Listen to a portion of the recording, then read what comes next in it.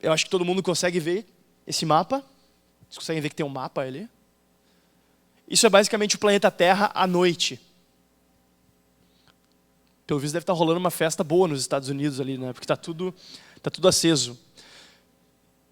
O que é realmente interessante desse mapa é que, por motivos óbvios, lugares iluminados se correlacionam com desenvolvimento econômico e social.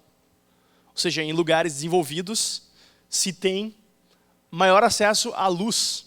As ruas são mais iluminadas, as pessoas têm a possibilidade de terem algo absolutamente inédito na história da humanidade, que é não terem que ir dormir ou suspender suas atividades laborais ou atividades de lazer quando o sol se põe. Isso é algo absolutamente banal para nós hoje, né? Ter à disposição luz artificial. Mas é algo muito novo na história da humanidade. Pode passar o próximo? E eu queria focar especificamente nessa região. A Ásia, vocês podem ver, tem algumas manchas, tem alguns lugares bem iluminados, como a costa da China, Japão, a Índia. Eu queria chamar a atenção para um lugar especificamente próximo. Este lugar. À direita vocês veem o Japão, e à esquerda vocês veem uma ilha? Não.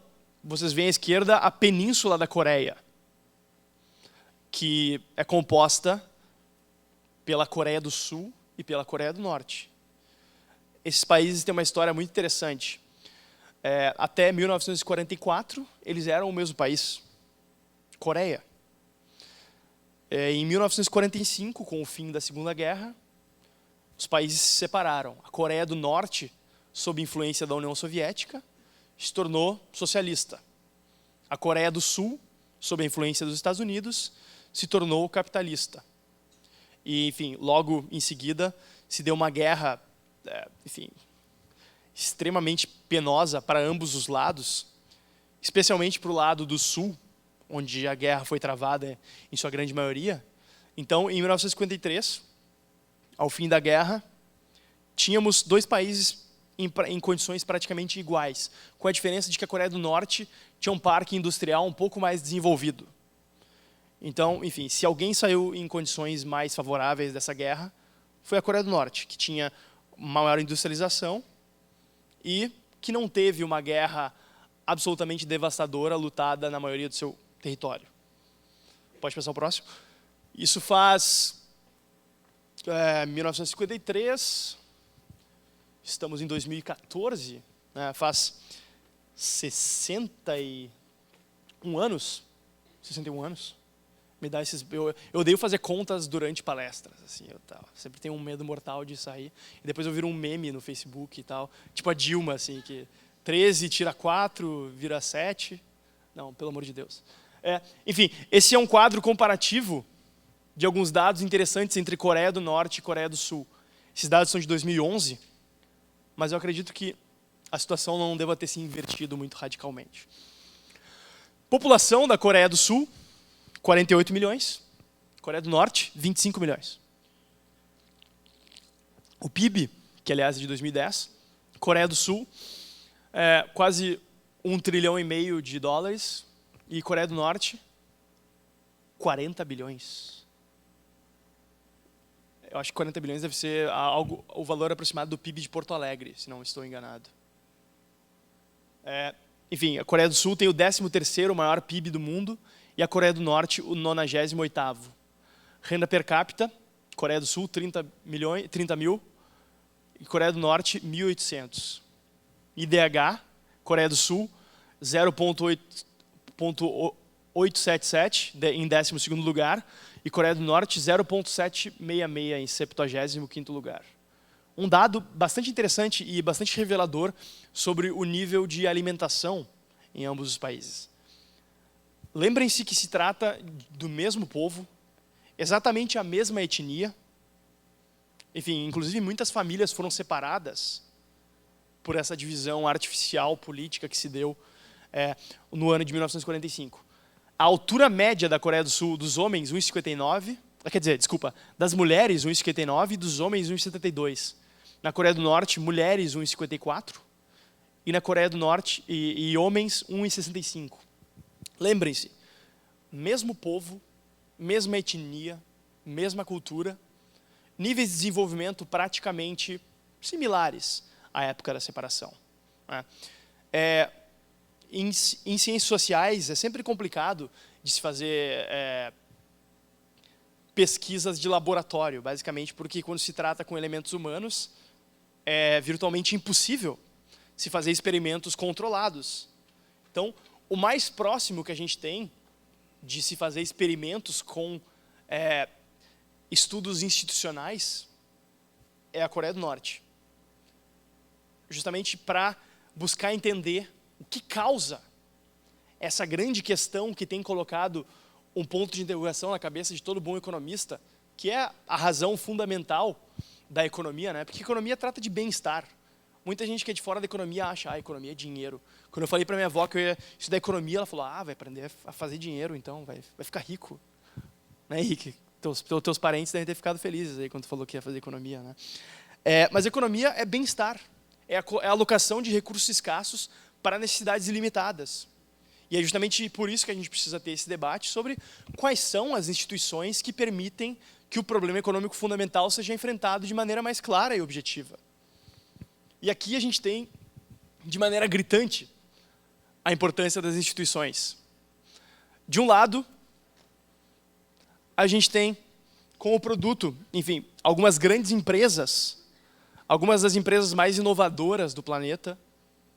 A gente tem também o Psy dançando Gangnam Style, mas enfim, faz parte. Do outro lado, a gente tem ditadores bizarros que escravizam seu povo e o colocam sob uma situação, enfim, lamentável. Enfim, tem diversos documentários absolutamente assustadores sobre a Coreia do Norte na internet. Eu recomendo que vocês deem uma googleada aí, vocês vão encontrar coisas absolutamente chocantes. Um dos fatos chocantes da Coreia do Norte é que quem ousa ser dissidente sofre uma punição bastante severa. Não só a pessoa é punida, como sua família também é punida. E a família não é só a família imediata. Por exemplo, se eu sou norte-coreano e sou um dissidente, não só meu pai, minha mãe e meus irmãos são punidos. O namorado da minha irmã é punido. O pai da namorada do meu irmão é punido. E assim eles construíram uma sociedade baseada no medo e baseada no controle total. Seria a perspectiva de controle estatal levada ao extremo. O Estado norte-coreano controla cada passo dos seus cidadãos, na medida do possível, né? Porque ele também lida com recursos escassos, então ele não tem condições de controlar absolutamente tudo, mas ele controla tudo que pode, incluindo aí, é claro, as transações financeiras. Pode passar o próximo aí. Outros casos interessantes que a gente tem, que não são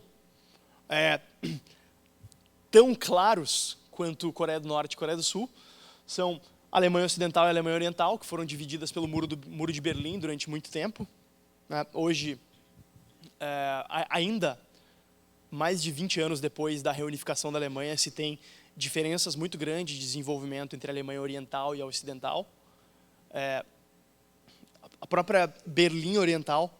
Berlim é um caso curioso, né? Porque Berlim Oriental é muito mais interessante do que Berlim Ocidental, mas ela é interessante justamente porque ela tem esse monte de prédios velhos e antigos e mal conservados, que dá um ar interessante a Berlim e faz de Berlim, na verdade, a capital hipster da Europa. Né? Quem já foi para lá sabe do que eu estou falando. Mas a diferença de desenvolvimento é gritante entre o leste e o oeste da Alemanha. Cubanos.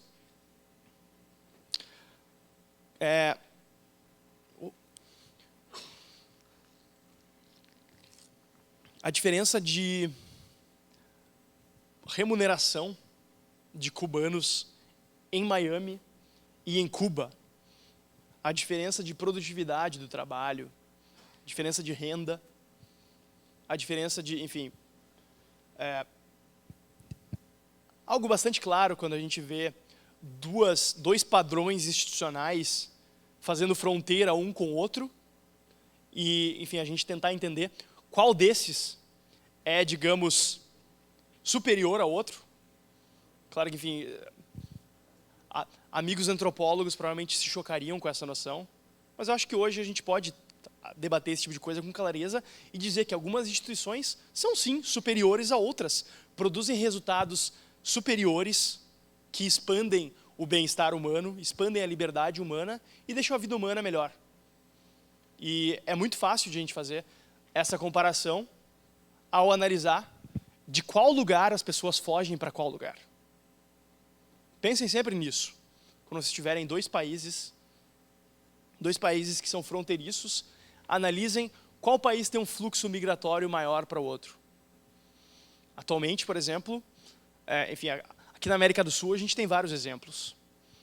Historicamente, uruguaios migravam em massa para a Argentina. Hoje isso não é mais uma realidade tão clara. Hoje a gente tem argentinos migrando para o Brasil até.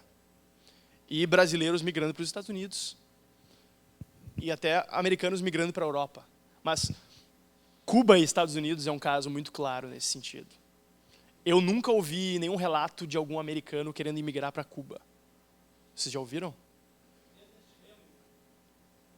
Hemingway? Não, ele não imigrou para Cuba. Mas ele viveu o resto de sua vida inteira entre Estados Unidos e Europa. Ele não imigrou para Cuba. Ah, quando teve? Mas ele não ficou vivendo lá. Beleza. Bom, enfim. Não, claro. Não. Razoável essa comparação. Mas, enfim. Digressão. Passa aí. Esse mapa é um mapa bem interessante. Eu sempre gosto de mostrar ele. Ele não é minha projeção geopolítica para os próximos anos, não se preocupem. O Brasil não vai invadir a Bolívia nem a Colômbia. Talvez a Rússia se expanda um pouquinho ali, mas isso não tem como a gente saber. Esse mapa ele demonstra em matizes o grau de liberdade econômica e de instituições que fomentam essa questão mundo afora. Países em azul seriam países mais livres economicamente, enquanto países verdes seriam um pouquinho menos livres. Amarelo, ainda menos livres, e vermelho, aqueles países onde realmente não se tem liberdade econômica.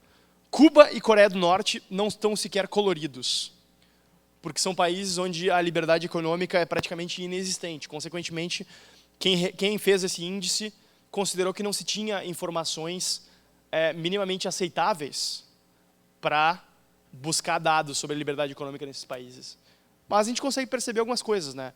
Enfim, na América do Sul, por exemplo, Venezuela, Equador e Argentina, e Suriname ou Guiana, eu sempre me confundo aquele ali, são países em vermelho.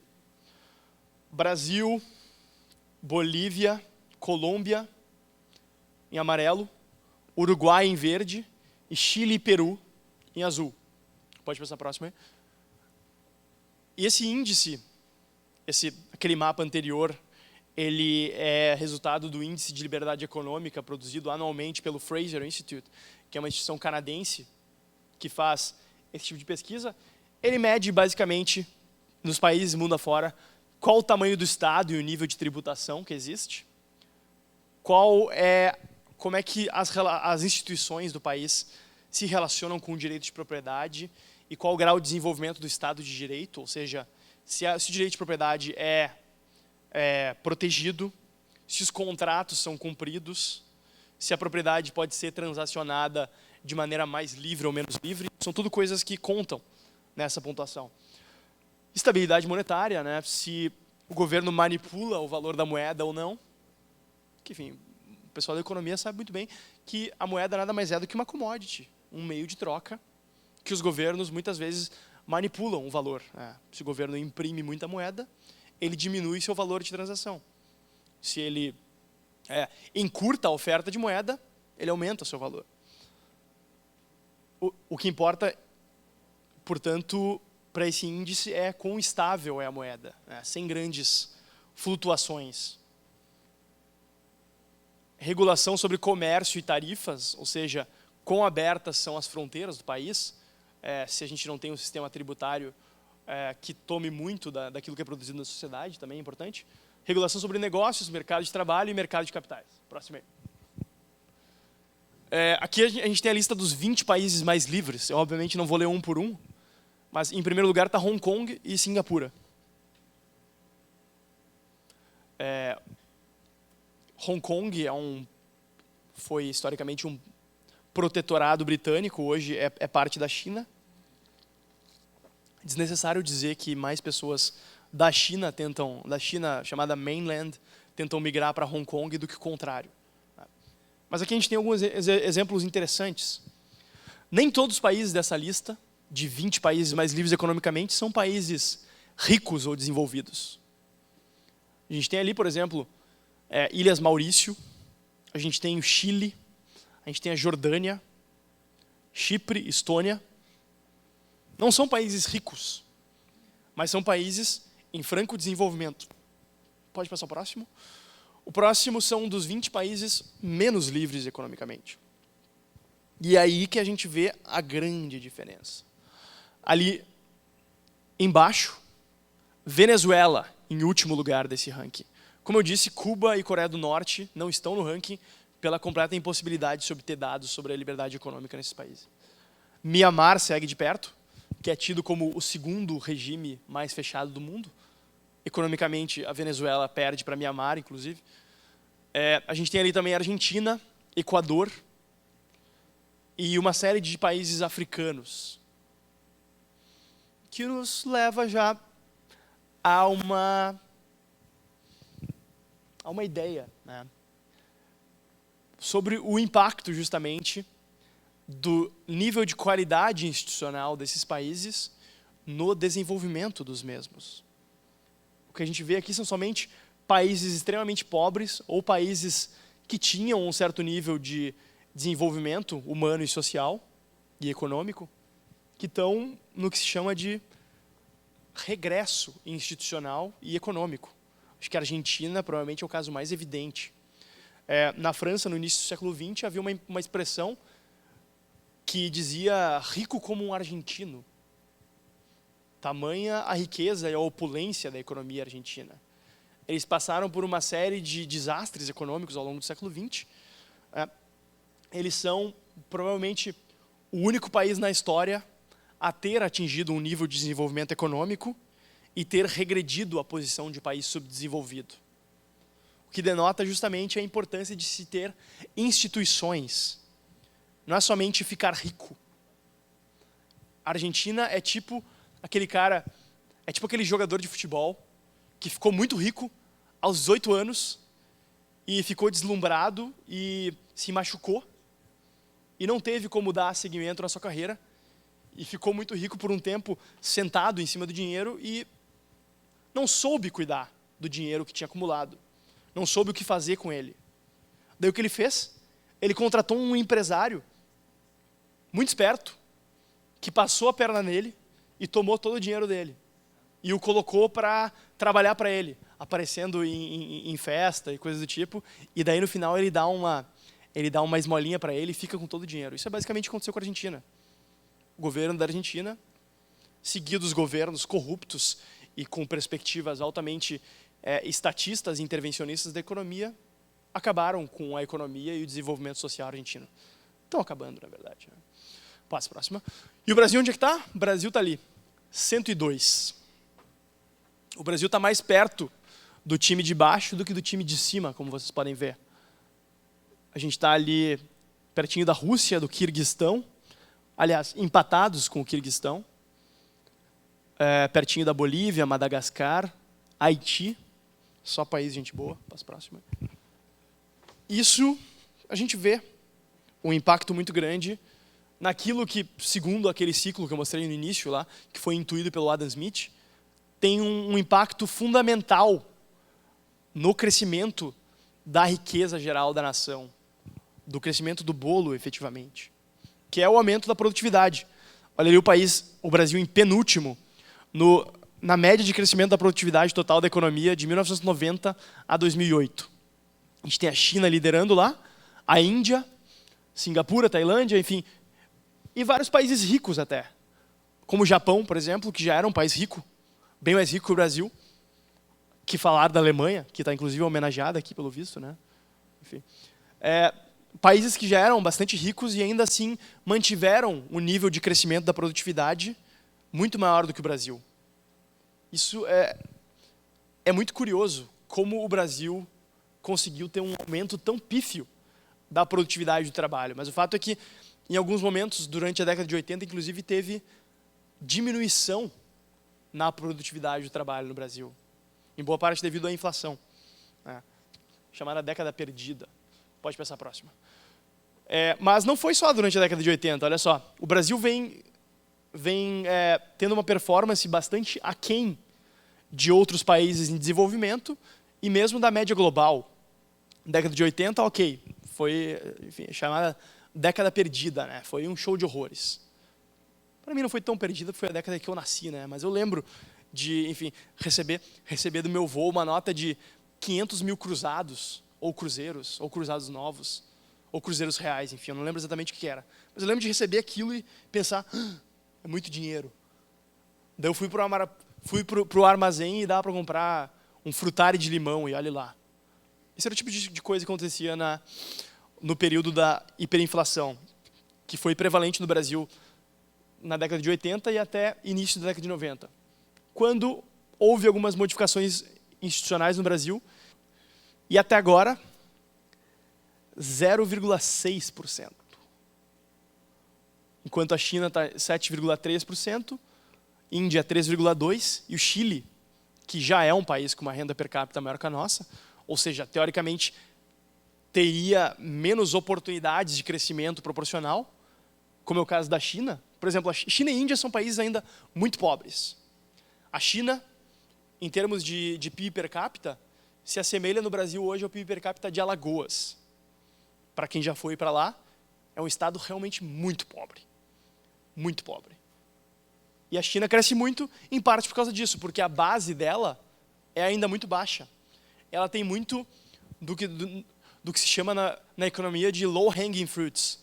Frutos que estão, enfim, balançando embaixo, não sei qual é a tradução em português disso, mas, ou seja, frutos que estão de fácil acesso. É fácil gerar desenvolvimento econômico em uma economia cuja base é muito pequena. Mas uma economia cuja base não é tão pequena quanto o Chile, já é um pouco mais difícil. No Brasil, a base é pequena. O Brasil tem um PIB per capita muito baixo. Mas, ainda assim, estamos tendo uma performance um pouco deixando a desejar. Próxima aí. Próxima. Aí tem uma comparação do crescimento do PIB per capita entre Coreia do Sul, Rússia, Brasil, China e Índia. Aquele país que dá um salto lá é justamente a Coreia do Sul, que eu estava falando antes. O Brasil é o azul mais escuro, não sei se talvez vocês estejam vendo ali. Ali o azul, cor da camisa do Grêmio, é a China, que está crescendo um pouquinho mais ali a partir dos anos 90, e o mais de baixo é a Índia. Estima-se que, ceteris paribus, China e Índia vão estar passando o Brasil em termos de PIB per capita muito em breve, o que é assustador. Próxima. E a que eu acreditaria isso? Aí eu entro mais na parte da minha opinião. Até agora, enfim, óbvio que eu dei minha opinião, mas eu falei mais de fatos mais concretos. Aqui eu quero falar um pouco sobre algumas questões que eu acho que precisam ser abordadas e precisam entrar na agenda de debate sobre, efetivamente, como as instituições brasileiras são formadas e como elas influenciam no nosso desenvolvimento econômico e social.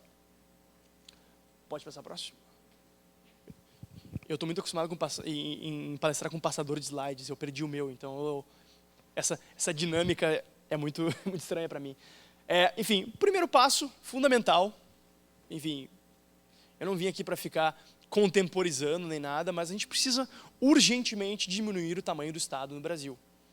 O Estado brasileiro é um elefante. O Estado brasileiro não é uma gazela ágil, não é um guepardo. O Estado brasileiro não consegue ter eficiência pelo simples fato de que não estão colocados os incentivos corretos. A gente precisa diminuir o tamanho do Estado urgentemente. Passa a próxima aí. Dê uma olhada nessa lista. Essa é a lista de ministérios subordinados ao governo federal. Vocês podem olhar e achar que são muitos. Isso não é nem a metade. Passa a próxima aí. Temos atualmente 39 ministérios ou órgãos com caráter ministerial ligados ao Poder Executivo. não... Me desculpe, enfim, na parte de perguntas, ao final da palestra, eu estou sempre aberto a conversar, a debater, mas, na minha opinião, não há a menor possibilidade de se justificar uma estrutura desse tamanho. Não há necessidade. A esplanada de ministérios hoje não é suficiente para abrigar a quantidade de ministérios que nós temos. Existe um mercado de aluguéis em Brasília muito promissor, que é de alugar espaço para órgãos e secretarias e ministérios ligados ao governo federal. Próximo. E a gente tem, claro, enfim, isso é uma foto de uma reunião ministerial da presidente Dilma. Vocês conseguem enxergar ela aí?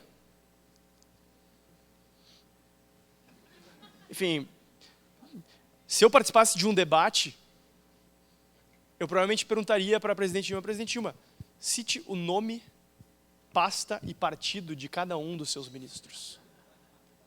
Vocês acham que ela saberia quantos? Não só ela, não é uma questão individual dela. Seja quem for o presidente, não vai ter condições de saber isso.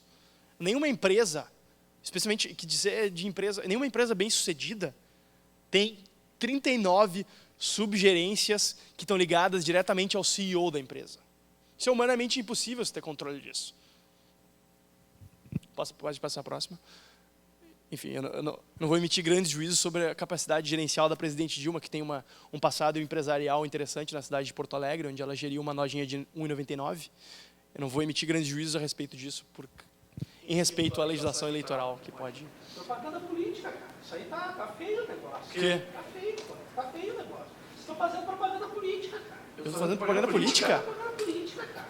Fazendo propaganda política? Isso aí tá feio, vocês estão fazendo propaganda política. Chama o TSE então, cara. Faz uma opinião, depois vai ter direito a... Precisa ter direito à réplica, claro. Daí, enfim, daí tu comenta, claro. Fez uma palestra, como tu falou que alguns países não têm liberdade, as pessoas não têm liberdade, fazem lavagem cerebral. Não, mas sabe o que tem? Sabe o que é importante também? Sabe o que é importante também? É sabermos o momento de falar. Sabermos o momento de falar. Nós vamos ter o momento adequado Teremos para as um momento perguntas. de perguntas. Por favor. Eu estarei mais do que feliz em responder a esses questionamentos.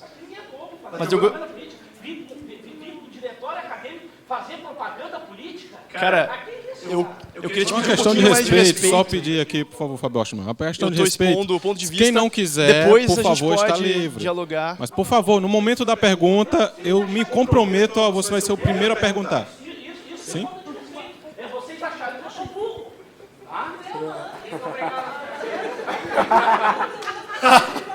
Por favor, não, desculpa. Todo mundo aqui acho que tem um juízo de valor e pode julgar. Quem quiser fazer as perguntas pode fazer. Por favor, vamos respeitar o É uma palestrante. instituição informal de sociedades democráticas a gente respeitar o direito ao contraditório, mas é importante também respeitar o local e a possibilidade de outros expressarem suas opiniões e terem ela respeitada. Eu respeito a opinião, mas no momento... Desculpa, cara, eu estou palestrando.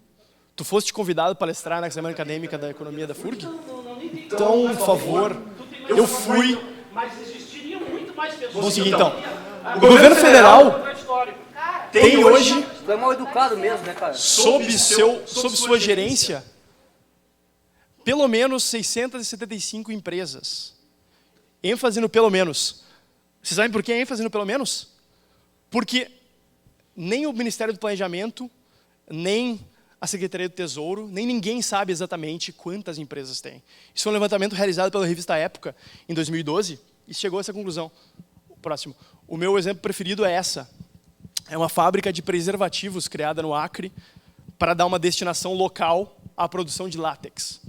Depois ela foi repassada para o governo do povo do Acre, como diz o seu logo. Enfim, são os preservativos comprados pelo Ministério da Saúde que distribuem em festa, em oportunidades festivas e tal. Tomem cuidado. Próximo. Segundo ponto, reformar o sistema tributário. Pode passar o próximo? Segundo o relatório Doing Business do Banco Mundial, que é um relatório bastante interessante, que justamente avalia o nível de qualidade das instituições no que toca ao desenvolvimento de empresas. Quão amigáveis são as instituições do país à criação, enfim, feitura de negócios no país. E o Brasil não está muito bem colocado, infelizmente. No relatório de 2014, o Brasil ficou na posição de 123. No quesito pagamento de tributos, o Brasil está em 159, porque nós temos um problema sério. Enfim, isso não é uma questão partidária, obviamente, isso é uma questão estrutural no Brasil. O problema tributário é seríssimo. Nós temos uma quantidade muito grande de impostos que são justamente regressivos. Temos muitos impostos sobre o consumo, temos impostos sobre renda também, mas temos impostos que fazem uma distribuição que torna o Estado brasileiro uma espécie de Robin Hood às avessas. Pode passar o próximo? O Brasil é 159 dentre 189, um fato interessante de se concluir. Mas, atualmente, nós temos no Brasil, vigendo, 275.095 diferentes normas tributárias. Tem alguém aqui que seja advogado? Tu é estudante de direito, né? Mas, enfim. Ser um advogado tributarista no Brasil é uma tarefa um tanto quanto interessante. Eu tenho alguns amigos que me relatam, enfim, loucuras. O cara, a cada dia, descobre uma nova norma tributária. Pode passar. Essa foto, aí eu sei aquele número basicamente porque tem um advogado mineiro que se prestou a fazer uma compilação de toda a legislação tributária em vigor no Brasil. Isso é somente uma parte do livro. Pode passar a próxima. E cada página é desse tamanho.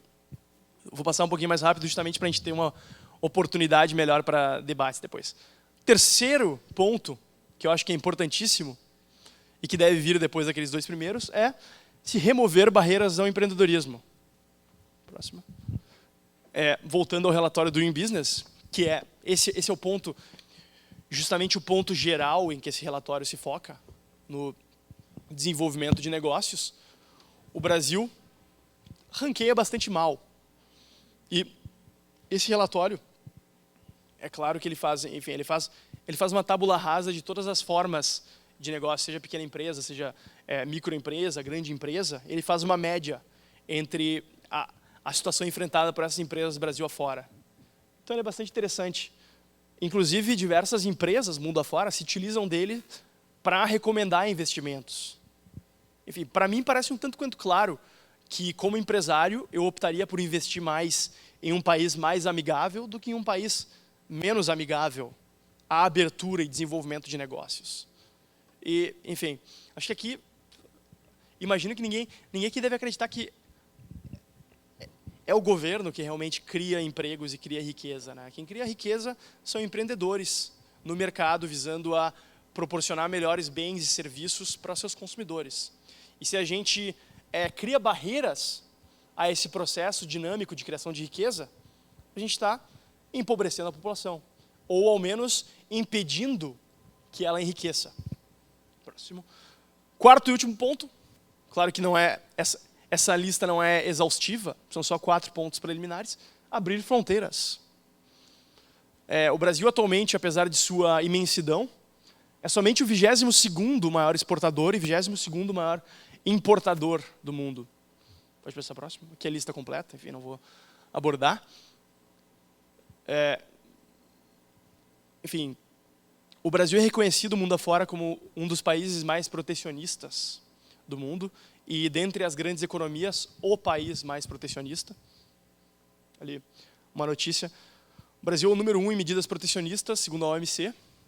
E aqui, enfim, quando a gente percebe... Aqui, essa notícia diz Brasil e Argentina apontados pela Europa ou denunciados pela Europa por práticas protecionistas. Quando a gente percebe que, em termos de protecionismo, a gente está ao lado da Argentina, a gente vê que a situação não está muito bonita, né? Próximo. Nós fazemos parte do Mercosul, um bloco econômico que, enfim, visava progredir até a situação de, ao menos, uma união comercial, passando de união aduaneira, visando a acordos de livre comércio. Mas, na verdade, o Mercosul tem servido como o grande fator impedidor de que o Brasil firme acordos de livre comércio com outras nações. Estamos em negociação atualmente com diversos países, inclusive com a União Europeia, mas justamente a dependência do Brasil do Mercosul tem limitado essa capacidade de negociação do país. Próximo. Então, enfim, esses 4 pontos.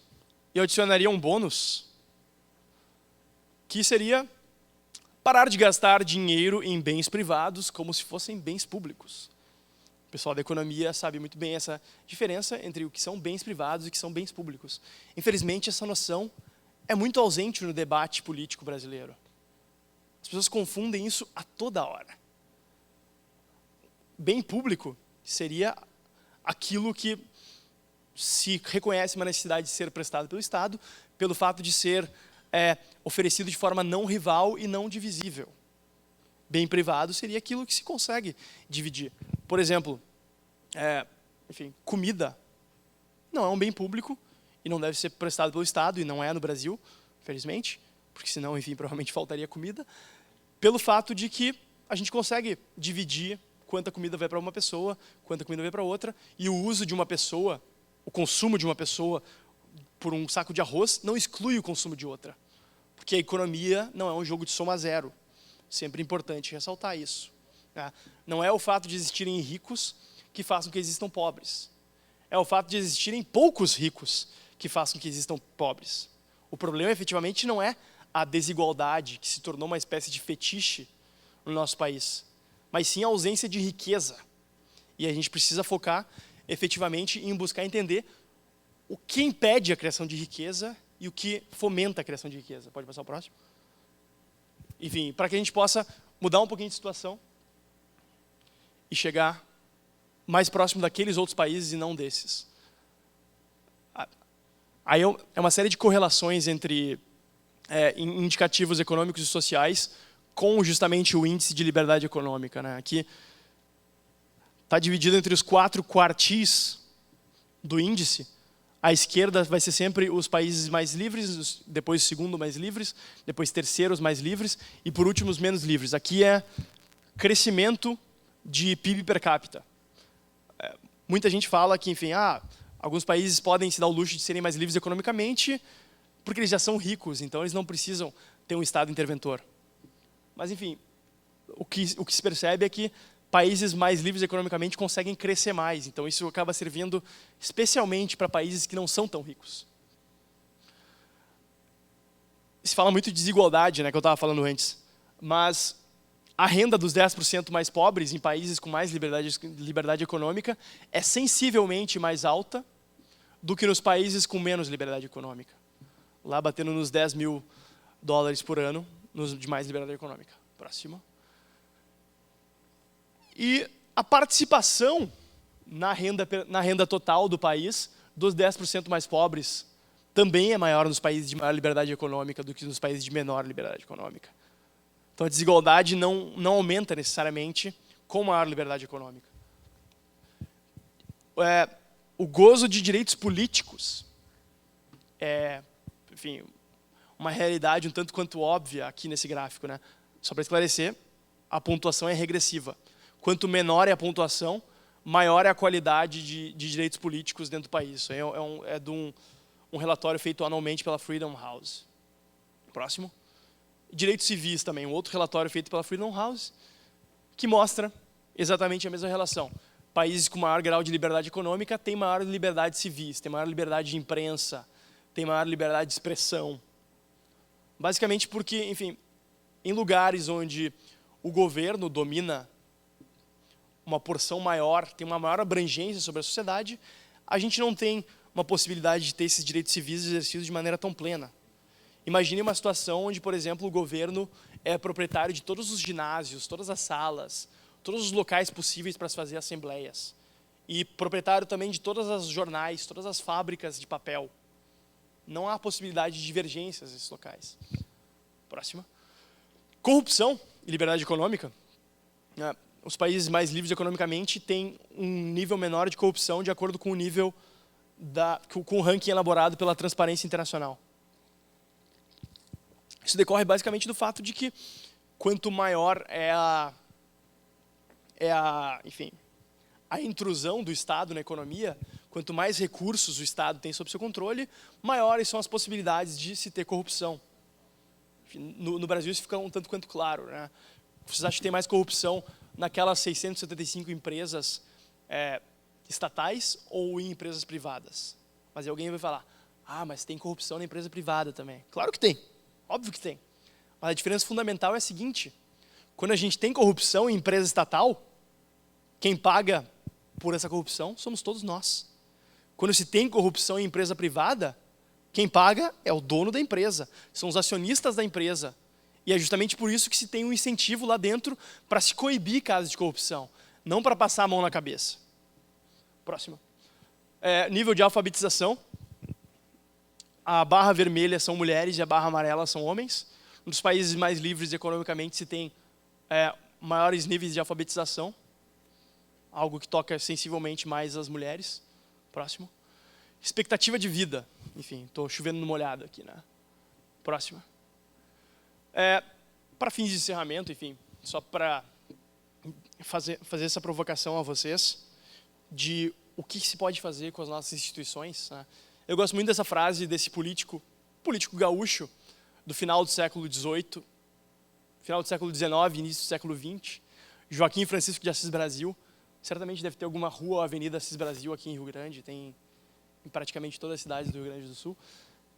Dizem que cada povo tem o governo que merece. Admito o conceito como profundamente verdadeiro, mas só em relação aos povos democráticos. Estes são os únicos que têm o bem e o mal, ou o mal, feito por suas próprias mãos. Os outros podem ser felizes ou desgraçados por obras de estranhos. Mudança institucional, evolução institucional, avanço institucional, não é o que cai do céu. Não vão ser alienígenas que vão vir aqui e vão implementar instituições de qualidade no Brasil. Não vai ser os Estados Unidos que vai vir aqui e vai implementar. Todos os grandes casos de nation building mundo afora são bastante controversos. Não se pode construir instituições de fora para dentro.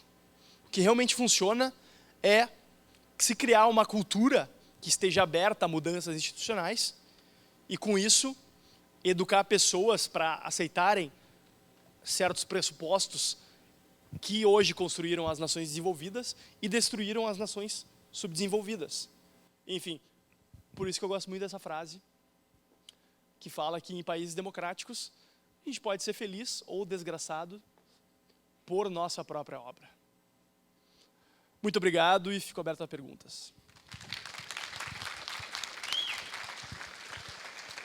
E, enfim, quem quiser mandar e-mail depois, seguir no Twitter, minha página no Facebook ali também, página do Instituto Liberal, fique à vontade e vamos para perguntas. Tu vai fazer uma pergunta ou um discurso?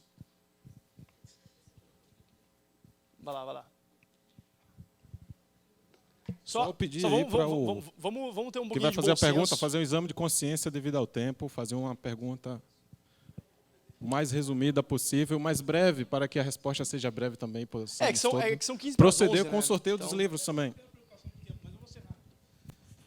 Antes de mais nada, eu gostaria de dizer que eu acho... Não estou dizendo que a tua palestra é ruim ou que a tua ideia seja ruim. Ela não combina com a minha. Só que eu acho que nós estamos num diretório acadêmico, numa semana acadêmica de economia. Então, deveria haver o contraditório, deveria ter um liberal, deveria um que defendesse o Estado máximo e deveria ter um central. Entendeu? Não pode ter uma ideia só. E um do lado central o que aconteceu aqui é a mesma coisa que vocês criticaram da Coreia do Norte, que não deixa... Alguém foi obrigado a permanecer aqui? Tem alguém armado ali, forçando alguém? Peraí, cara. Amigo, o senso de proporção é importante. Senso de proporção então, mas vamos lá. Eu não tenho a capacidade para fazer o contraditório que deveria haver aqui. Mas eu vou colocar alguns pontos aqui. Tá? Eu não vou entrar na história de o que é um país rico e o que é um país pobre, porque muitos dos países que hoje são pobres, historicamente foram roubados no passado, por isso que hoje são pobres. Muitos países que hoje... Agora deixa eu falar. Muitos países que hoje são ricos é que ficaram ricos às custas da pobreza dos outros. Tá? Mas voltando ao que é um país rico. O que é um país rico? É um país que produz mais ou é um país que divide melhor a sua riqueza? Hoje, essa ideia de dividir o que é um país, de denominar o que é um país rico pela renda per capita, já é algo vencido, não existe mais. E eu vou te dar um exemplo, não é assim que se mede o que é um país rico ou não. Porque digamos que nós temos um país com 10 pessoas, tá? para ficar um cálculo simples. Um ganha 90 mil e 9 ganham 1.000. Tu vai somar, vai dar 99 mil, dividido por 10, a renda per capita é de 9.900. Então, tu vai dizer assim, olha aí, todo mundo ganha 9.900. Não, um ganha 10 vezes mais do que o outro. Não, deixa eu terminar, é rapidinho. Tá? Tu falou que alguns países perseguem, os Estados Unidos também, que é liberal, também persegue, tanto que eles estão atrás do Snowden e do Wikileaks. Mas em nenhum momento tá? eu defendi Estados Unidos. E outra Unidos coisa, aqui. sobre o liberalismo, tá? Assim como os liberais, e muita gente acredita que o socialismo ruiu, quando ruiu a União Soviética, em 1991, o liberalismo também não ruiu quando, em 1997, com a crise asiática, e agora, mais recentemente, com a crise dos Estados Unidos, em 2008, os banqueiros, que são os maiores liberais, tiveram que pedir dinheiro para o governo, e quem teve que pagar o povo, ou quem teve que pagar o furo deles, foi o povo? Não é? Não ruiu também? Fechamos? Entendeu? Posso Não, responder? não. Posso responder? Cercear minha palavra. Não, Posso responder? Tá, não, só deixa eu falar sobre. É só assim, que são quase 11 horas. Só deixa eu falar sobre corrupção, que é terrível. É o último ponto. É terrível a corrupção. Mas tão terrível quanto a corrupção governamental que a gente diz que tem, também é a corrupção privada. Porque tu falou uma coisa que eu não concordo, de dizer que quem paga a corrupção governamental somos nós e a privada não somos nós. Somos nós, sim. Sim, porque quando uma empresa age de maneira corrupta para levar vantagem em algum produto ou alguma coisa, está lá inserida no preço. Eles nunca têm o prejuízo, quem paga é nós. Então, se uma empresa, tipo a Coca-Cola, acabar com todos os outros refrigerantes, eles vão vender o refrigerante ao preço que eles querem e quem vai pagar vai ser nós.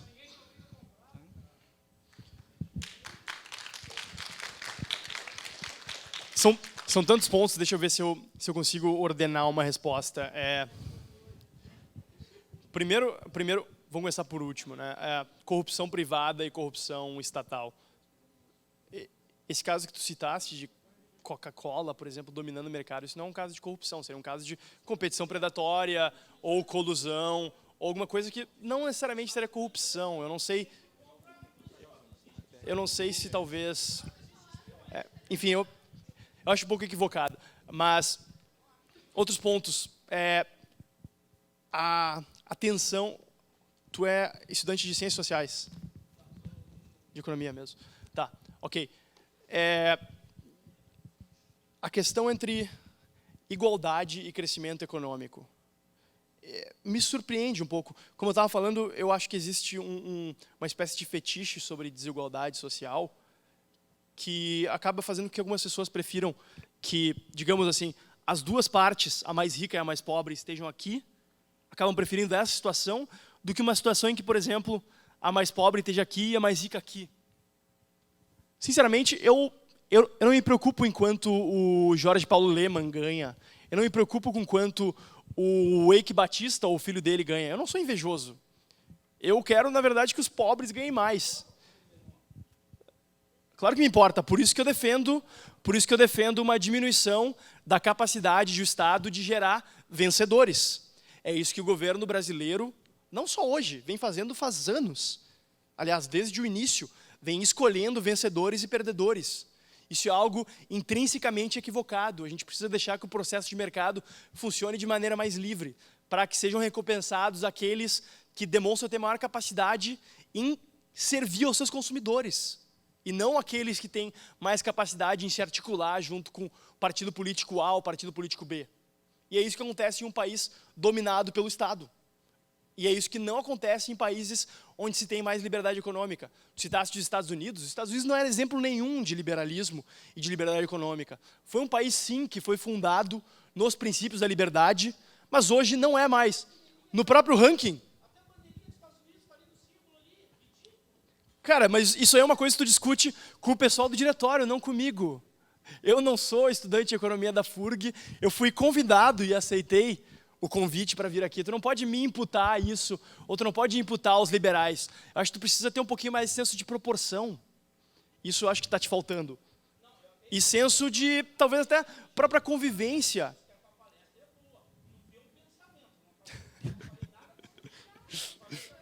sobre o símbolo do DA, depois se quiser eu tô lá, a gente pode conversar. Foi bem Exato, improvisado, na real. O Rock é o presidente do DA. Fui eu que elaborei ainda. O Rock é o símbolo. presidente do DA. Mas foi bem improvisado mesmo. Botei no Google lá, achei, fiz. Enfim, bem mas rapidinho. os Estados Unidos hoje não são, mas infelizmente, um exemplo de liberdade, tanto econômica quanto civil. Tem um país, eles são um país, na verdade, que tem um governo crescendo sobre as liberdades individuais, civis, políticas e econômicas de seus cidadãos. Isso deve ser alertado. Caso Snowden, por exemplo, e diversos outros casos. Mas, pelo amor de Deus, eu acho que a gente não precisa ficar numa dicotomia absolutamente burra de ou eu defendo os Estados Unidos ou eu defendo Cuba. Não, eu defendo o que é certo. E eu defendo aquilo que eu consigo observar claramente. As instituições americanas, desde sua fundação, foram instituições que fomentavam o crescimento, fomentavam a liberdade individual. E as instituições postas em prática em países como Cuba, a partir de 1960, e países como, enfim, União Soviética, são instituições nocivas ao desenvolvimento econômico e às liberdades individuais, ou seja, é um perde-perde, favoreciam somente a uma elite política. O que mais? Que mais? No início lá, o que você tinha falado? Sobre a crise. Sobre a crise. Crise. Tu falaste que os banqueiros são os principais liberais. Eu acho que essa concepção só pode partir de uma visão... Enfim, tu é um estudante de economia. Eu estou partindo do pressuposto de que tu tenhas uma compreensão sobre como funciona o processo de mercado. Se tu és um grande empresário, a tua principal... Enfim, o que tu mais vai querer vai ser dominar o mercado. E se tu tem um Estado que está disposto a abrir as pernas para ti, tu vai lá e vai fazer o que tem que fazer. Isso é absurdo e deve ser chancelado. Mas para solucionar isso, deve ser chancelado? Não, deve ser criticado abertamente e frontalmente. Mas a solução para acabar com isso, para acabar com dominação de banqueiros, nenhum banqueiro é liberal. Banqueiro quer justamente reduzir o tamanho do seu mercado para que eles possam dividir e fatiar isso. Isso acontece com uma boa parte das grandes empresas. Empresário não é sinônimo de liberal. Infelizmente, aliás. Porque o empresário de verdade deve defender um processo de mercado mais livre, mais aberto, mais meritocrático. Não é o que acontece. No Brasil, boa parte das grandes empresas se aliam ao governo. E quem, enfim, podem dar uma olhada nas listas de doação dos principais candidatos à presidência, isso fica muito claro. Só tem grandes empresas lá, em sua imensa maioria. O que a gente tem é um sistema corporativista. Alguns chamam essas empresas não de capitalistas, mas de metacapitalistas. Elas não têm o menor interesse em atuar segundo o que seria o sistema capitalista, mas elas querem estar acima. Elas não querem estar sujeitos a esse processo tão dinâmico e tão instável de destruição criativa, que, enfim, faz com que uma hora o cara esteja lá em cima e outra hora, se ele bobear, se ele não tiver a capacidade de prestar bons serviços para os seus consumidores, ele esteja lá embaixo. Isso é ruim para um empresário que quer se manter sempre no topo. E daí o que ele faz? Ele pega instituições frágeis, instituições fáceis de serem manipuladas e se locupleta delas. O que a gente precisa, como eu disse antes, é diminuir essas possibilidades de manipulação por parte de empresários mal intencionados, por parte de lobistas, por parte de sindicalistas, por parte de pessoas que querem se locupletar do poder estatal em benefício próprio. A gente precisa ter mais autonomia para o indivíduo e mais autonomia para as pessoas se utilizarem do seu poder sagrado como consumidor na livre concorrência. As crises, enfim, tanto a crise asiática, quanto a crise mexicana, quanto especialmente a crise de 2008, não foram fruto do livre mercado. Não foram. Isso é uma mentira absurda. Está filmando aí, Rafael? Isso é uma mentira. A crise de 2008 é fruto de uma bolha imobiliária incentivada por entidades paraestatais do governo americano, chamadas Fannie Mae e Freddie Mac. Havia uma política habitacional em vigor no governo americano desde o início da década de 90, que incentivou, deu garantias tácitas a bancos de investimento para que dessem crédito para pessoas que sabidamente não teriam condições de pagar por suas dívidas. Houve um incentivo político muito claro e uma garantia que se mostrou, enfim, que se mostrou que valeu a pena, porque a gente teve somente um grande banco que quebrou, no final das contas. Porque no final veio o governo americano, que não é liberal, não era liberal sobre Bush, e agora muito menos sobre Obama, e foi lá e salvou todo mundo. E gerou um incentivo absolutamente perverso para que agentes econômicos sigam incidindo em condutas pouco responsáveis, porque afinal, né, é a questão do chamado risco moral. Por que eu vou me preocupar com as minhas ações se eu sei que o governo vai me salvar? Então eu vou tomar o máximo de risco possível, vou ser o mais irresponsável possível, enfim, não vou me preocupar com eventuais perdas, porque eu sei que eu tenho meus amigos lá em Washington que vão me salvar. Porque no Brasil acontece mesmo. Eu tenho meus amigos lá em Brasília que eu sei que vão me salvar. O que você acha que vai acontecer com o Eike Batista? Você acha que ele está pobre? Eu acho muito engraçado quando eu vejo gente falando assim, o Eike Batista está pobre, perdeu a fortuna. Pelo amor de Deus, esses caras não perdem fortuna. Esses caras estão muito bem e estão com o nosso dinheiro.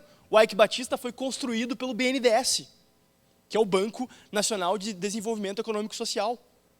A verba para o BNDES vem dos recursos do FAT, que, por sua vez, é financiado com impostos que pagamos.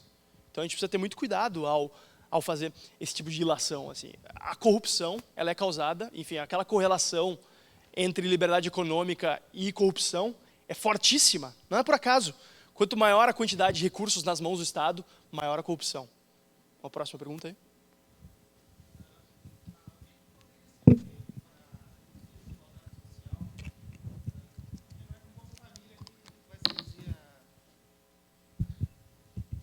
Boa noite, meu nome é Gildo Silva Gonçalves. Eu sou bicho de economia, mas já sou contador, então os bichos não vão me ver na turma deles, né? Bom, a minha pergunta... Não vai tomar trote, então. Também eu acho que eu vou me livrar do trote. A minha pergunta é, o que poderia ser feito para reduzir a desigualdade social a nível de governo, assim, que eu acredito que não seja com Bolsa Família que se vai se reduzir a desigualdade social no Brasil. A desigualdade social é uma questão permanentemente presente no debate público brasileiro, né? Então é importante a gente falar. Como eu disse antes, eu não tenho um problema especificamente com a desigualdade social. Meu problema é com a pobreza. Eu acho que a gente precisa se focar mais em possibilitar que os pobres ascendam social e economicamente, tenham condições de viver por seus próprios meios e, a partir daí, tenham melhores condições de vida. A desigualdade de renda não é, por si só, um problema. Acho que é importante a gente pontuar isso inicialmente. Mas a desigualdade social tem um papel importante na política. Porque, enfim, existem vários estudos ligados à área de psicologia que demonstram que as pessoas muitas vezes preferem ganhar menos, desde que aquele que ganha mais ganhe menos também, do que ganhar mais e está vivendo sob um cenário de desigualdade de renda ou desigualdade de ganhos. Eu acho que a desigualdade social tem problemas políticos sérios, porque ela possibilita que uma elite política sem escrúpulos se utilize de artifícios demagógicos para justamente jogar uma fração da população contra a outra. E, a partir daí, conseguir ganhos políticos. Isso acontece em diversos lugares do mundo. Na Venezuela, isso aconteceu de maneira muito clara. Não era um país pobre, mas tinha um certo nível de desigualdade social. E o que aconteceu foi que houve essa troca de elites que eu comentei antes, só que entrou uma elite com uma retórica focada na diminuição das desigualdades. Isso pega muito as pessoas. Como eu disse antes, eu lamento isso, que as pessoas se foquem mais na desigualdade, ou seja, sejam mais movidas pela inveja do que propriamente pela vontade de prosperar. Mas é uma realidade humana, não vou ser eu que vou mudar isso aqui hoje à noite. Pessoalmente, eu acho que o Bolsa Família não é um problema tão grande. Como programa social, eu acho que ele tem suas vantagens. Ele, em vez de fornecer serviços diretamente pelo Estado para as pessoas, ele dá dinheiro na mão das pessoas e faz com que elas mesmas escolham a maneira como vão alocar. Isso dá uma sensação de responsabilidade para a pessoa, ela sabe que aquilo que ela tem, se ela gastar comprando uma calça jeans de R$300, ela gastou e não vai ganhar novamente. Se ela gastar comprando comida para os seus filhos, ela vai ter aquilo. Em termos orçamentários, o Bolsa Família é quase que irrelevante no orçamento da União. Então, enfim, eu me preocupo muito mais com o Bolsa Empresário do que com o Bolsa Família, pessoalmente. Porque o Bolsa Empresário gera alguns incentivos tanto quanto perversos no alto escalão da política. Meu problema com o Bolsa Família é que ele tem sido usado como estratégia eleitoral ao longo dos últimos anos, mais do que um programa. É um programa que, como eu disse, enfim, tem seu valor por aliviar uma porção da população brasileira em extrema miséria, em extrema pobreza, mas ele acabou se tornando um programa grande demais. Hoje ele atinge cerca de 50 milhões de pessoas, quase. Isso é um contingente excessivo. Como ele é um programa grande demais, não se tem grande controle sobre ele. Como ele é excessivamente centralizado, também se perde esse controle. Claro que pelo fato de ele ser centralizado, se deixa de arcar com diversos custos administrativos que se teria se houvesse um grande controle. Mas como a quantia que cada família recebe é pequena, não é relativamente pequena. Quer dizer, é pequena em termos absolutos, não valeria a pena se fazer um controle direto sobre cada família. O que se faz, na verdade, é ir atrás de casos aberrantes, como esses tempos saiu um caso de que havia um gato ou um cachorro recebendo Bolsa Família. Não sei se vocês chegaram a ver isso. Era um gato ou era um cachorro? Era um gato recebendo Bolsa Família. Esse tipo de coisa. Claro que isso aí são casos marginais. Mas, enfim, eu acho que o Bolsa Família tem seu valor, mas o seu uso eleitoral é muito danoso à resolução da miséria e ao sistema político brasileiro. Então, esse é o meu temor. Eu acho que a gente... Enfim, o Brasil é um país que vivia uma condição de miserabilidade abjeta, mas os principais avanços em termos de desenvolvimento econômico e social que se deram, isso enfim, é unânime entre qualquer economista que não seja ligado ao atual governo, eu não estou falando qualquer mentira ou invenção, se deram fruto da estabilidade econômica e financeira que se deu a partir dos anos 90. Não foi o Bolsa Família que tornou as pessoas mais ricas. O Bolsa Família é meramente um paliativo. O Bolsa Família é para impedir a pessoa de morrer de fome. O Bolsa Família não é para criar a nova classe média. O que realmente faz com que as pessoas prosperem é, como eu disse ali antes, diminuir o peso do Estado nas suas costas por meio de tributações extorsivas, acabar com a inflação, porque a inflação funciona, na verdade, como um imposto sobre os mais pobres. É o Estado se financiando por meio da emissão de moeda. E aqueles que não têm condições de se proteger da inflação, por meio de investimentos imobiliários ou mobiliários, acabam sendo os principais prejudicados pela inflação, porque vem seu salário e sua renda sendo corroídas pela inflação e ficam à espera desesperada de reajustes salariais, que nunca conseguem acompanhar a evolução da inflação, como acontecia no Brasil. Não. Próxima pergunta? Só se acabou, acho que é melhor, porque o pessoal está cansado também. A gente pode fazer o quê? A gente pode Depois combinar. A gente conversa então. Obrigado, boa noite a todos. Peraí, tu quer fazer pergunta ou tu quer um palanque? Só para ficar organizado, a gente pode organizar. Ao final do evento depois, a gente pode conversar, cara. Cara, tu falou assim, ó, que parece que quem é socialista tem inveja. Cara, eu já tirei carro zero. E eu me sentia mal quando eu saía na rua e via um cara dormindo na calçada. Só para encerrar aqui rapidinho, depois a gente fica conversando. É o seguinte, queria agradecer o Fábio pela presença. Mais uma vez a gente teve um problema, que o outro palestrante ficou doente. E o Fábio veio lá de Porto Alegre para cá, então eu queria agradecer ele. E agradecer a vocês também.